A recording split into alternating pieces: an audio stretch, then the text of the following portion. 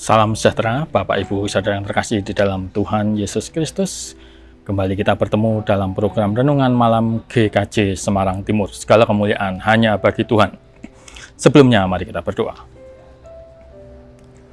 Tuhan yang kami sembah dalam nama Tuhan Yesus Kristus, kembali kami datang ke hadirat-Mu. Kami bersyukur untuk penyertaan Tuhan, pertolongan Tuhan yang terus kami rasakan sampai pada hari ini. Dan sebentar kami akan merenungkan sabda kebenaran firman Tuhan. Biarlah hikmat-Mu Tuhan yang akan memampukan kami mengerti maksud dan kehendak Tuhan untuk kami lakukan dalam kehidupan kami sehari-hari. Dalam nama-Mu Tuhan Yesus Kristus, kamilah berdoa dan mengucapkan syukur. Amin. Bacaan firman Tuhan hari ini diambil dari kitab 1 Tesalonika, pasalnya yang kelima ayat 1-11. 1 Tesalonika 5 ayat 1-11 mendasari renungan kita hari ini. Demikian firman Tuhan. Tetapi tentang zaman dan masa, saudara-saudara tidak perlu dituliskan kepadamu, karena kamu sendiri tahu benar-benar bahwa hari Tuhan datang seperti pencuri pada malam. Apabila mereka mengatakan semuanya damai dan aman, maka tiba-tiba mereka ditimpa oleh kebinasaan, seperti seorang perempuan yang hamil ditimpa oleh sakit bersalin. Mereka pasti tidak akan luput.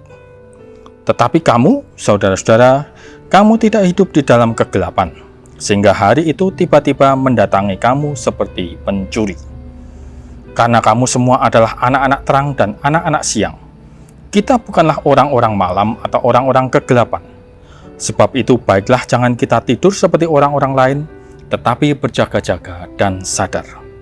Sebab mereka yang tidur, tidur waktu malam, dan mereka yang mabuk, mabuk waktu malam. Tetapi kita yang adalah orang-orang siang, baiklah kita sadar, berbaju sirahkan iman dan kasih, dan berketopongkan pengharapan keselamatan.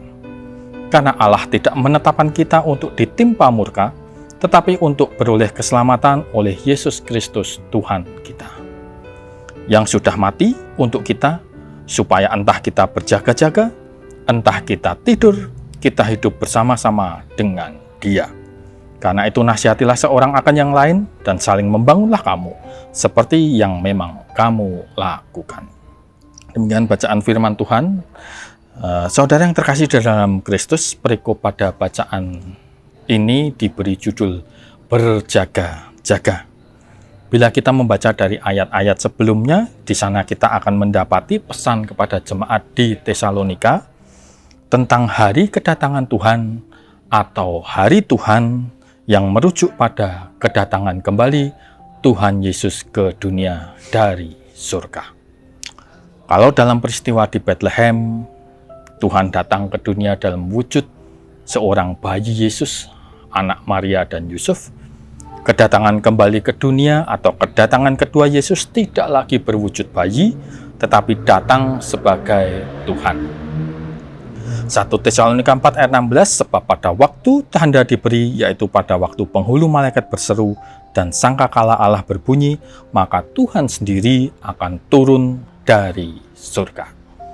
Sebuah peristiwa penting yang tercatat di dalam Alkitab yang belum terjadi, tapi pasti terjadi. Begitu menariknya peristiwa ini sampai-sampai manusia tergoda untuk memperkirakan atau memprediksi kapan waktunya. Yang masih saya ingat pada tanggal 28 Oktober 1992, pada waktu itu saya masih SMP, sebuah kelompok dari Korea Selatan secara matematis dengan dasar perhitungan dari Alkitab, entah bagaimana menghitungnya, mereka ketemu tanggal 28 Oktober 1992 sebagai hari Tuhan Yesus datang kembali ke dunia. Kita tahu bersama, perkiraan itu meleset. Kejadian serupa pernah pula terjadi di Indonesia. Seorang pendeta di Bandung mengaku mendapat bisikan Tuhan bahwa Tuhan akan datang pada tanggal 10 November 2003. Banyak jemaatnya yang percaya, yang kemudian meninggalkan pekerjaannya, meninggalkan keluarganya, menjual semua barang miliknya, dan berkumpul bersama jemaat yang lain di kawasan Bale Endah, Bandung, menanti-nantikan Tuhan yang akan datang sekitar pukul 9 pagi sampai 3 sore.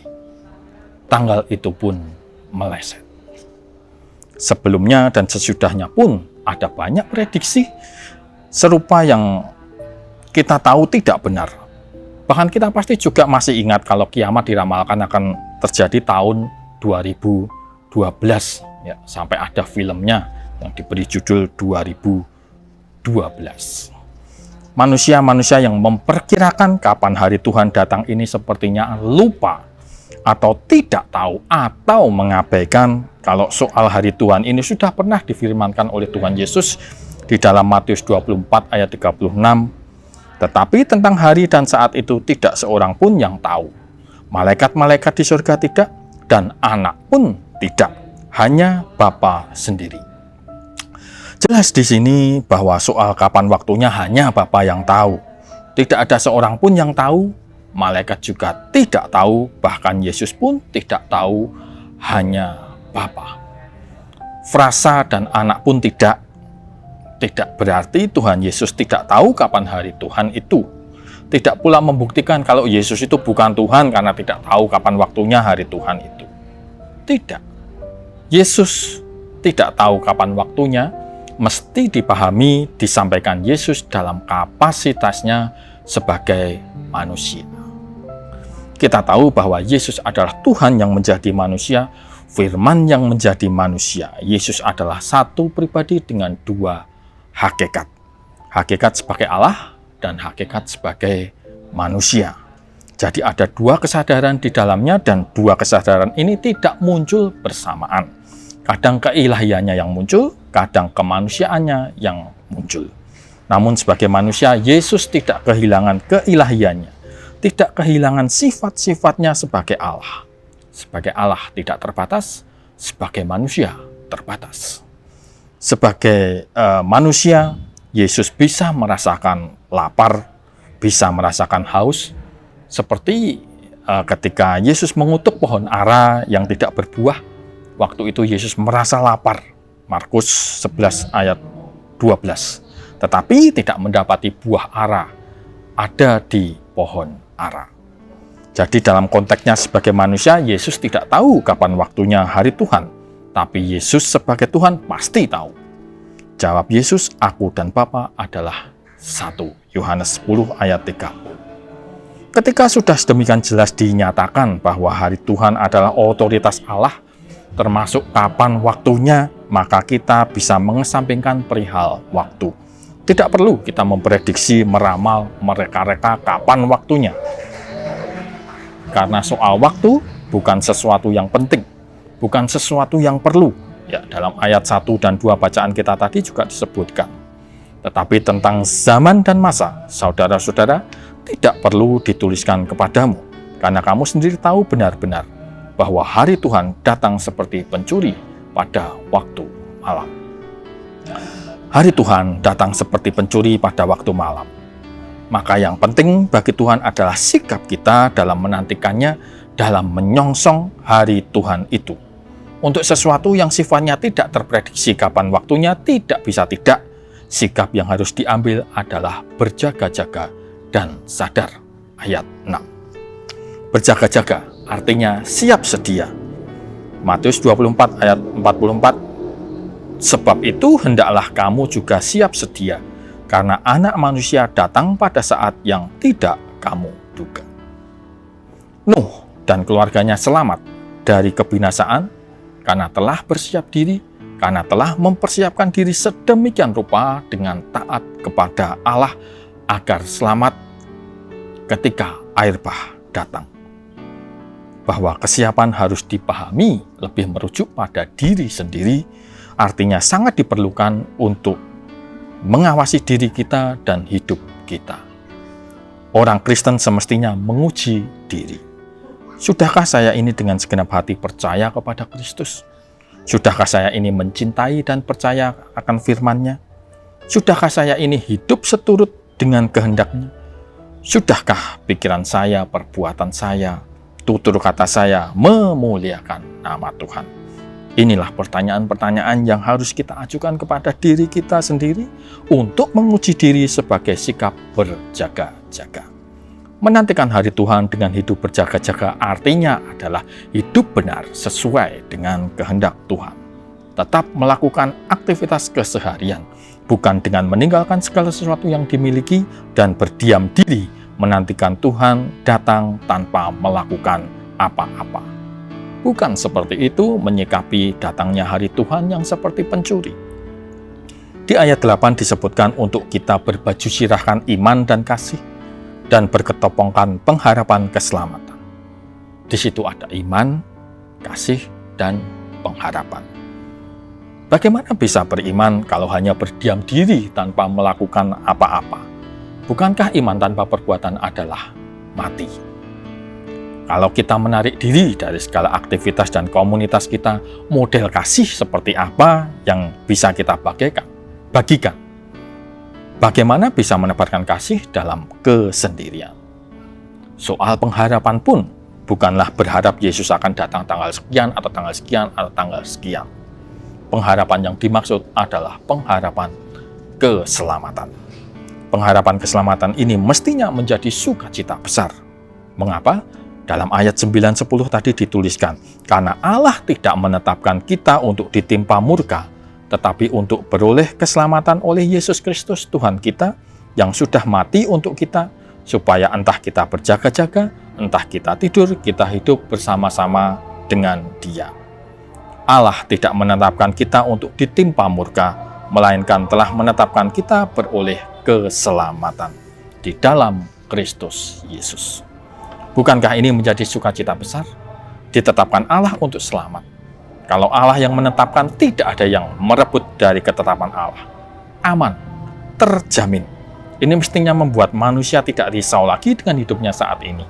Hidup yang fana, karena Allah telah menetapkan hidup kekal bagi setiap orang yang percaya kepada Tuhan Yesus Kristus.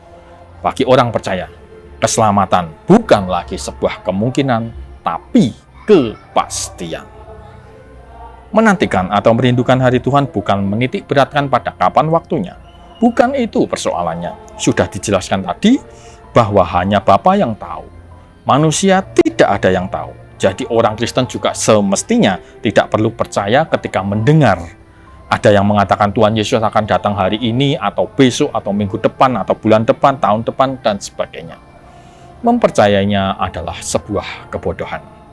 Kapan waktunya, itu bagian Tuhan. Bagian kita adalah melakukan kehendak Tuhan. Hidup bersama-sama dengan Dia. Ketika kita hidup bersama-sama dengan Dia, tidak masalah Tuhan mau datang kapanpun juga. Amin. Mari kita berdoa. Tuhan, kami sungguh bersyukur untuk firman-Mu yang boleh bersama-sama kami renungkan. Kami boleh mendapatkan penghiburan dan juga pencerahan bagaimana kami harus menghadapi hari Tuhan di dalam hidup kami. Menanti-nantikan hari Tuhan. Bukan dengan berdiam diri, bukan dengan menarik diri, tapi kami tetap melakukan aktivitas kami, berbuah dalam kehidupan kami. Berjaga-jaga adalah melakukan kehendak Tuhan. Terima kasih Tuhan, Tuhan yang memampukan kami. Terima kasih Yesus, hanya dalam nama-Mu kami telah berdoa dan ucapkan syukur. Amin.